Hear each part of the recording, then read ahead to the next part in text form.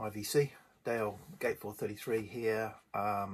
So this is the first, I hope the first in a series of videos that I'm going to make called Lost in the Collection.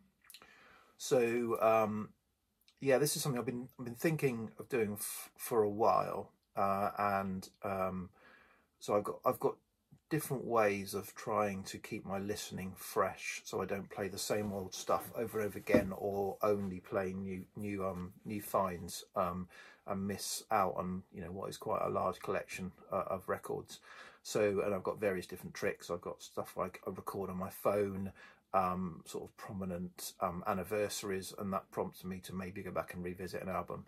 And I've been thinking of this as another way. So and the idea for the name of this series came from a thread that James Griffiths did a few months ago of albums I should know better, and this was kind of going into albums in your collection that you should know better, but you don't for different reasons. And I did a response, and in my response video I must have said Lost in the Collection, and James commented and said, sounds like a good name for a video series, and that gave me the name, and I put that together with the inspiration, and that's what you've got now. So what this is I record all my vinyl albums and some EPs in a spreadsheet, and I've got multiple columns in that spreadsheet that I record different bits of information about the records, and I can use that as a way of inspiring me by kind of sorting it and filtering it in different ways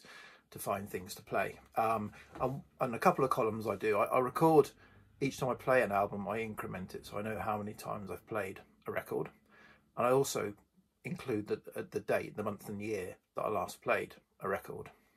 And so I've got 2,200 records in there, and I started recording the date beginning of 2016, so nearly 5 years ago. Yet there are 600 blanks in there, so there are more than 600 blanks in that column. So what that means is there are more than 600 records in my collection that I haven't played for around 5 years. So one of the things I want to get out of this series is to fill in a lot more of those blanks. So and start to kind of revisit those albums. Now, some of them have got mitigating reasons why I haven't played them. I've got some multiple copies of some records, and one of them is a playing copy, therefore the other ones don't get played particularly, or I've got them digitally and I listen to them digitally anyway, so I don't feel the need to go back and revisit the record. But a lot of them, it's a case of maybe they've been blind buys at car boot sales or record fairs that I've listened to once, filed away, and they just get passed over. So yeah, so this series is going to try and remedy that.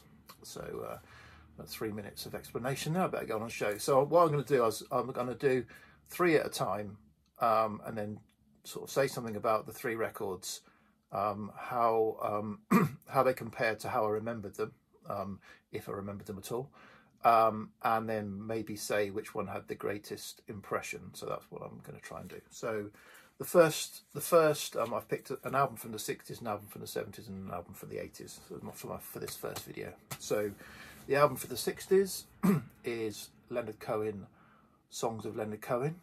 Gasp, shock, horror, you've not played this for more than 5 years. So this was a car boot sale find, and I love Leonard Cohen, and I've got lots of Leonard Cohen, but I prefer the later Leonard Cohen, and his gravelly, earthy voice, and the way he the production he did on his records. I just really enjoy that.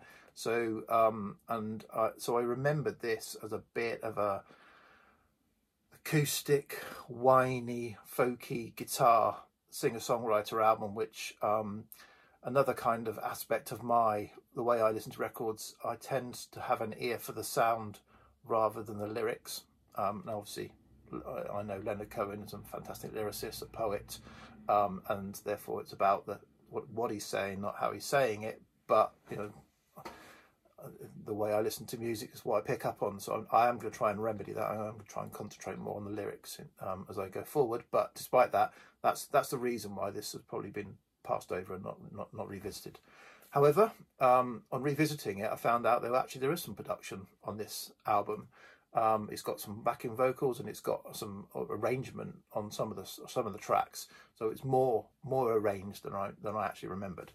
And actually, if I'm honest, to its detriment, I think actually it could have done it by being a bit more stripped back and a bit more just Leonard and the guitar for the types of songs, and I think it would have suited it. So that sounds absolutely bizarre. What I tend to do, so I am familiar with these songs and a lot of these songs, but the way I've consumed them most recently is in this format. So his sort of live tours that he did towards the end of his life. So I've got live in Dublin, live in London, and so these are lusher or productions with female. He had, the females vocalist Sharon Robinson and the like that he had on tour with him. So I've consumed those songs in that format. But now I've revisited them in the original format. What did I think? Well, actually, another thing I found out was the female backing vocals that he had on here were done by Nancy Priddy. And for those of you who follow my videos, I've been bigging up Nancy Priddy for the last year, and her album You've Come This Way Before as a fantastic late 60s folk singer-songwriter psych type album. And so found out that she did the backing vocals on this, which I didn't realise. But as I said, I think the production they put on this didn't quite work. It's got a thumping sort of bass going through some of the artificially sounding thumping bass going through some of the songs. Yeah, some of the production I think the mix just doesn't quite work for me. And actually I would have preferred that it wasn't there and I had just the songs, because these have got some of his strongest songs: Suzanne, So Long Marianne, Hey That's No Way to Say Goodbye, Sisters of Mercy, all fantastic lyrics. So when I listened to this album, I was drawn to the lyrics, yeah, all great songs. So yeah, great album, and so not quite how I remembered it.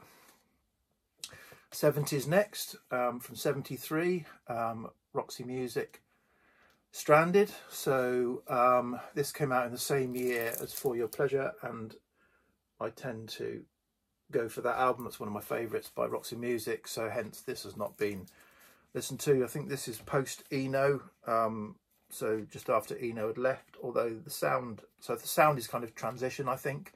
There's still some Eno-esque sort of style songs going on, but there's some really good guitar by Phil Manzanera, and some really good songs. The standout song is the opening track, Street Life, is the one that people would be most familiar with. Amazona is a good song, and side 2 I think is quite a good listen, a very good sort of strong side. So yeah, it was an enjoyable listen, but I would still probably or definitely would prefer For Your Pleasure to this, but it was an interesting album to go back to. And then third in this first video, third of the trilogy of albums I'm looking at is XTC's Mama, and this is from 83 and sits between English Settlement and Skylarking, and therefore an album that I've not reached for, because I love English Settlement and I love Skylarking. So if I'm going to listen to XTC, I'll listen to them. But actually quite surprising. It's not a very well sort of well ranked album in the XTC catalogue, which might have been another kind of reason why I kind of passed it over, listened to it once, put it away. But it was better than I remembered, better than I expected.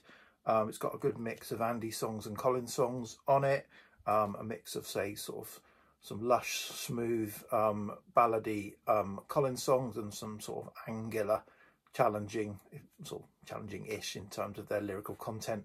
Andy songs. It's got the, so I say the big song from it is "Love on a Farm Boy's Wages," that was a single. But Lady Bird is also a great song, and sort of Wonderland was a Collins song that was quite a nice listen. So yeah, great album. I still say, if I'm honest, would still reach for English Settlement or Skylarking, but better than I expected. So of the three, which had the greatest kind of impression, I would probably say it's the Leonard Cohen album. Yeah, it was good to hear those sort of great songs in their original format, even if it was a little bit spoiled by some of the kind of production and mixing that had gone on the album, which I believe Leonard Cohen was not happy with. So so I won't blame him for that. Yeah, but yeah, great album, all great albums, all good albums. So that's my first Lost in the Collections video. I'll be back with another one. Cheers, bye.